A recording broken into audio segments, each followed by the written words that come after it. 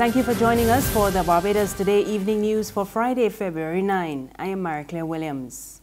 Our top story this evening, Government MP James Paul is dismissing suggestions from the Caribbean Development Bank to cut expenditure as lacking wisdom.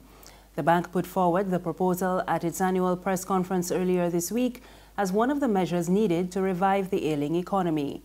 But delivering the Democratic Labour Party's weekly Astor B. Watts lecture this afternoon, Paul was highly critical of the CDB's advice as well as that of the IMF.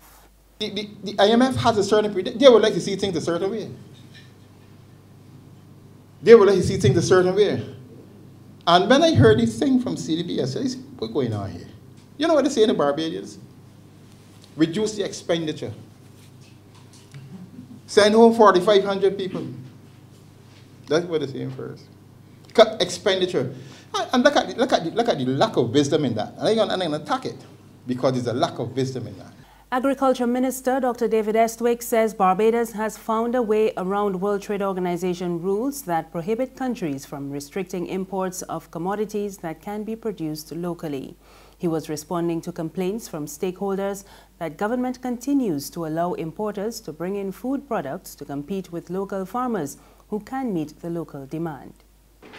For the first time, as long as you are a registered farmer in Barbados, you will have the opportunity to register on the agricultural commodities trading platform of Barbados. What that allows you to do is to put up on the internet, basically, the products you're producing, how much you're producing, and what is the price of it. At the same time, it allows you to interact directly with either a hotelier directly or a middle agent for the hotelier who will want to buy 500 pounds of squash or whatever. And all of a sudden now, on that platform, all of those particular producers of squash, with their information up there, that restaurant or hotelier or supermarket can reach you directly and interact directly with you by email. Estwick was at the time addressing this morning's launch of the Barbados Agricultural Marketing and Information System. Education officials are concerned that criminal gangs are infiltrating the island's school system. And Parliamentary Secretary in the Ministry of Education, Harry Husbands, says his ministry is working to make learning institutions safe zones for children. His concerns follow this week's stabbing at Grantley Adams Memorial School during an altercation which left 4 students injured. Husbands says concerns over safety at schools apply to all institutions on the island. Today we are talking about Grantley Adams, but we know that whatever is going on in one school is going on in other schools or going on other places. It's not just one place. It may be a greater or lesser extent somewhere else, but there will be elements there.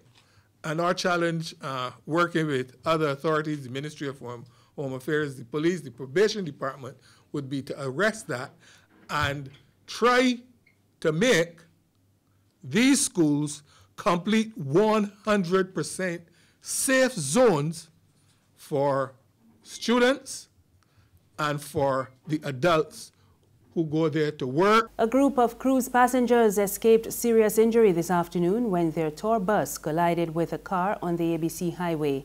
Police spokesman Roland Cobbler said the incident occurred around 2:25. At the time, the bus was transporting 31 passengers from the airport to the Bridgetown port. The driver of the motor car complained for pain to his left and his chest.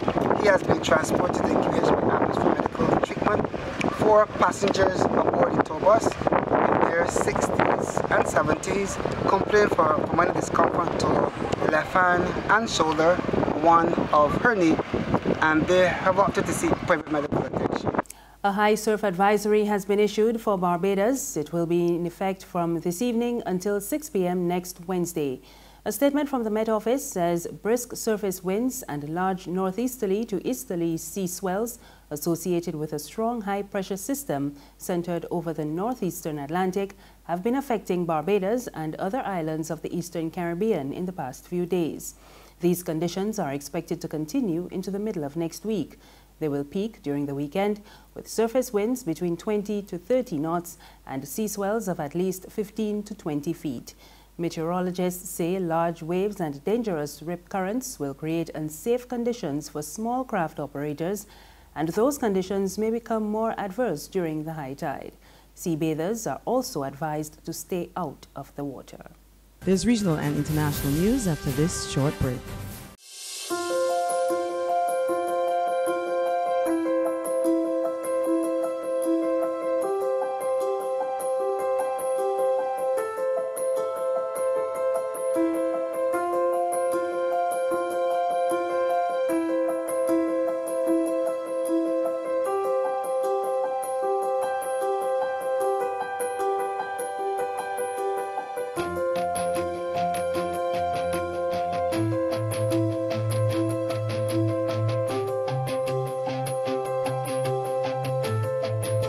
Barbados Today, news you can trust.